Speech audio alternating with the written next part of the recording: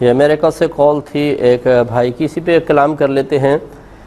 دیکھیے اللہ تبارک و تعالی نے خودکشی کو حرام قرار دیا ہے۔ نبی کریم صلی اللہ علیہ وسلم نے ارشاد فرمایا کہ جو جس طریقے سے اپنے آپ کو ہلاک کرے گا وہ اسی طرح ہلاک کرتا رہے گا۔ ایک تو قبر کے بارے میں یہ فرمایا کہ وہ قبر میں اسی طرح ہلاک کرے گا، اور ایک روایت میں ہے کہ وہ جہنم میں جب ڈالا جائے گا تو جس طریقے سے اس نے اپنے آپ کو ہلاک کیا وہ ہلاک کرتا ہی رہے گا۔ پھر وضاحت فرمائی کہ کسی نے اوپر سے اپنے آپ کو گرایا تو وہ اپنے آپ کو اوپر سے گراتا رہے گا، کسی نے زہر کھایا تو وہ زہر کھاتا رہے گا، یعنی زہر کھائے گا وہی تمام اذیت اور تکلیف ہوگی، موت ہوگی نہیں آخرت میں، مرے گا نہیں لیکن تمام تر وہی اذیت پائے گا، پھر ٹھیک ہوگا، پھر کھائے گا زہر، پھر اس طریقے سے اس کا سزا کا سلسلہ جاری و ساری رہے گا۔ تو اس میں یہ پوچھا کہ کیا خودکشی کرنے والے کے لیے دعائے بخشش و مغفرت کر سکتے ہیں کہ نہیں؟ تو بالکل کر سکتے ہیں۔ فقہ حنفی کے روح سے چونکہ اللہ تبارک و تعالیٰ نے قرآن عظیم میں واضح طور پہ فرمایا کہ اللہ تبارک و تعالیٰ اس کو نہیں بخشے گا کہ جو اللہ تعالیٰ کے ساتھ کسی کو شریک ٹھہرا دے، اس کے علاوہ جس کو چاہے اللہ تبارک و تعالیٰ بخش دے گا۔ اس لیے ہمارے فقہ حنفی کے روشنی میں اگر کوئی کفر یا شرک نہ کرے، اس کے علاوہ کتنا ہی بڑا گناہ کبیرہ کرے، بشرطے کہ اس کو حلال سمجھ کے نہ کرے، تو اس سے کافر نہیں ہوگا۔ تو لہٰذا خودکشی کرنے والا اگر خودکشی کو حلال سمجھ کے نہ کرے تو وہ کافر نہیں ہے۔ جب کافر نہیں ہے تو مسلمان ہے، اور مسلمان کے لیے دعائے بخشش و مغفرت کی جا سکتی ہے۔ ایک حضرت عمر رضی اللہ تعالیٰ عنہ کے بارے میں منقول ہے، وہ فرماتے ہیں کہ ہم مکے سے ہجرت کر کے مدینہ آیا تو میرے ساتھ ایک دوست بھی آیا، پھر ہم جہاد پر گئے اور وہاں پر اس کو بہت زیادہ زخم آئے، اس کی انگلیوں پہ بہت زیادہ زخم آ چکے تھے، تو اس نے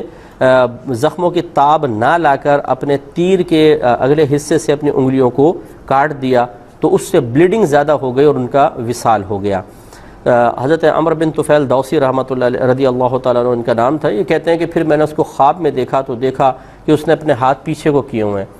تو میں نے اس سے پوچھا کہ ما فعل اللہ بک، اللہ تبارک و تعالیٰ نے تیرے ساتھ کیا معاملہ کیا؟ تو اس نے جواب دیا کہ اللہ تعالیٰ نے میری بخشش و مغفرت فرما دی ہے، اس وجہ سے کہ میں نے اللہ تعالیٰ اس کے رسول کی طرف ہجرت کی تھی۔ تو میں نے کہا کہ تیرے ہاتھوں کا کیا معاملہ ہے، ہاتھ کیوں چھپا رکھے ہیں؟ تو اس نے کہا کہ اللہ تبارک و تعالیٰ نے مجھے یہ فرمایا کہ جس کو تم نے بگاڑا ہے اپنے ہاتھوں سے میں اس کو ٹھیک نہیں کروں گا۔ یہ کہتے ہیں کہ صبح میں نبی کریم صلی اللہ علیہ وسلم کے پاس حاضر ہوا، سارا واقعہ بتایا، تو رحمت کونین صلی اللہ علیہ وسلم نے پھر اللہ کی بارگاہ میں دعا کی کہ یا رب کریم اس کے ہاتھوں کی بھی بخشش فرما دے۔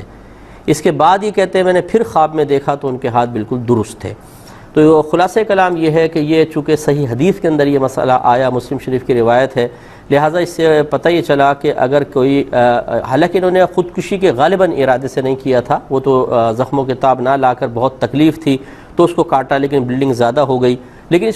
اس حدیث کو نقل کیا ہے خودکشی کے باب میں ہی، تو اس لیے اس جہت سے میں یہ عرض کر رہا ہوں کہ بہرحال بخشش و مغفرت ہو سکتی ہے، ان کا باقاعدہ جنازہ پڑھایا گیا ہے، تو فقہ حنفی کی روشنی میں چونکہ وہ شخص مسلمان ہے اس کو غسل دیا جائے گا، نماز جنازہ پڑھائی جائے گی، اس کے لیے دعائے بخشش و مغفرت کی جا سکتی ہے، اور دعائے بخشش و مغفرت ہو سکتی ہے۔ اس کے علاوہ آپ ایصال ثواب جو کرنا چاہیں، فرض ہے، واجب ہے، سنت ہے، نفل ہے، آپ جو بھی عمل کریں آپ دل میں نیت کریں کہ اللہ تبارک و تعالی اس کا ثواب فلاں کو پہنچائے، انشاءاللہ عز و جل پہنچے گا۔ تو اس طریقے سے، لیکن بہرحال یہ ضرور ہے کہ یوں بھی نہیں ہونا چاہیے کہ خودکشی کرنے والے کی ہم حوصلہ افزائی کریں۔ اسی لیے ہمارے اکابرین جیسے بڑے جو معظم دینی ہیں، اگر کوئی شخص خودکشی کر کے فوت ہو وہ اس کے جنازے میں شرکت نہ کریں تو ان کے لیے شرعی طور پر بالکل اجازت ہے۔ یعنی عام لوگوں کو کہہ دیں تم جنازہ پڑھو،